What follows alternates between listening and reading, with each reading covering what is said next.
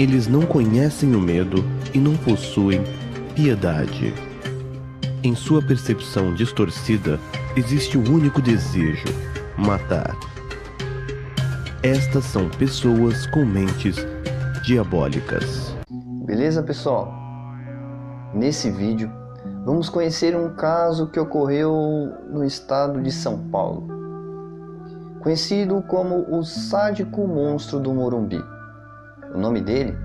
José Paz Bezerra. Ele está solto desde 2001, porém, ninguém mais soube sobre ele. Vamos nessa? Vamos conhecer um pouco sobre essa história. Vem comigo!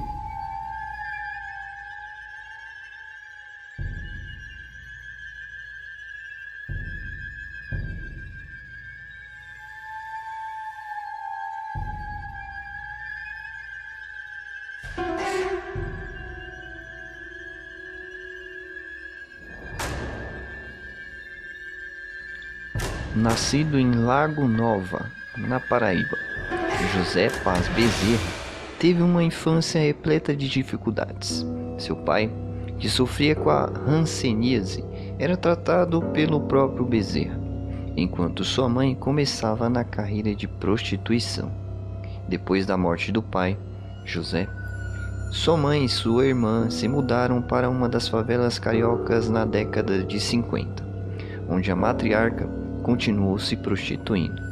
A vida do menino não era nada boa, e com apenas 10 anos, em 1955, fugiu de casa e passou a vender balas na estação central do Brasil.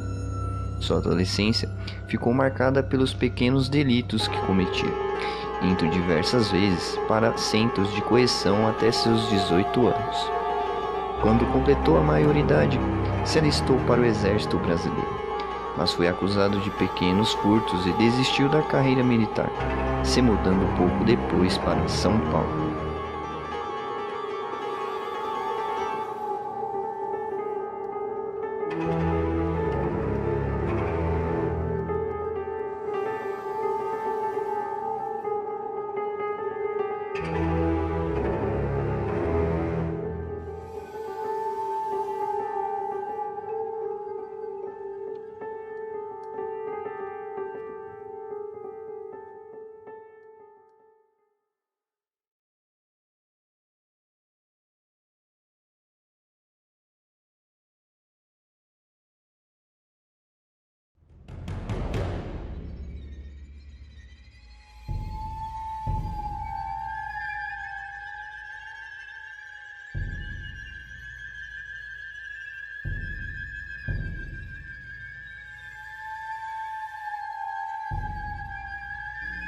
Seu período na capital paulista coincidiu com um crime em 1970.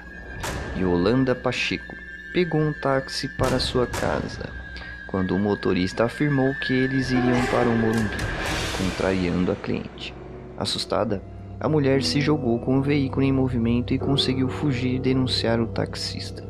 Porém, mesmo com a descrição, a polícia não conseguiu identificar o homem, pelo menos até o fim daquele mesmo ano. Em outubro, os policiais atenderam a um chamado do corpo de uma mulher encontrada em um terreno baldio no Morumbi, bairro Paulista, onde fica a sede do estado, o Palácio dos Bandeirantes. A vítima estava seminua, com uma mordaça que na verdade era seu próprio sutiã. Seus braços e pernas estavam amarrados com meias que também cobriam o pescoço, com sinais de estrangulamento. A perícia teve dificuldade de identificar a vítima, pois seu rosto estava completamente inchado devido ao espancamento que teria recebido. Durante a análise, outro corpo foi encontrado em situação muito semelhante ao da primeira mulher. Por meio de impressões digitais, Nilza Cardoso, de 23 anos, e Wanda Pereira da Silva, de 27 anos, foram as vítimas.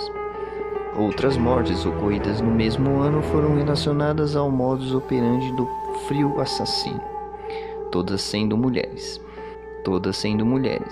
Elas eram abandonadas em terrenos baldios, nas ruas, nuas, amordaçadas e com indícios de estrangulamento e estupro. Em 14 de outubro de 1970, um furto de 20 mil cruzeiros em uma mansão do Itaim Bibi foi reportado à polícia, que interrogou a empregada da casa, Aparecida de Oliveira. Depois de um tempo, ela confessou que seu namorado era o monstro do Morumbi, responsável pela morte daquelas mulheres, e sua identidade era João Paz Bezerra.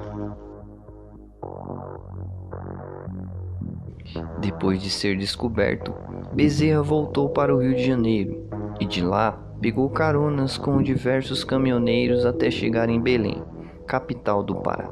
Na cidade, outros 3 corpos de mulheres assassinadas da exata mesma forma foram encontrados.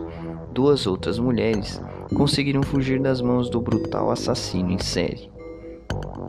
Em 1971, a polícia do Pará conseguiu localizar José, que teve a sua identidade confirmada por sua antiga parceira.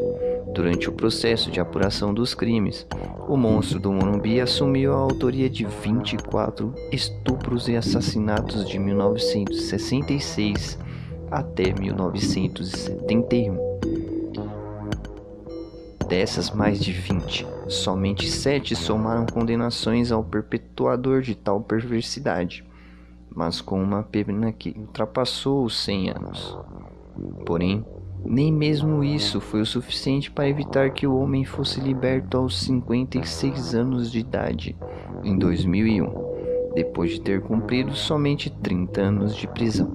O serial killer está em liberdade, embora ninguém mais tenha ouvido falar de nenhuma atividade do monstro do Morumbi.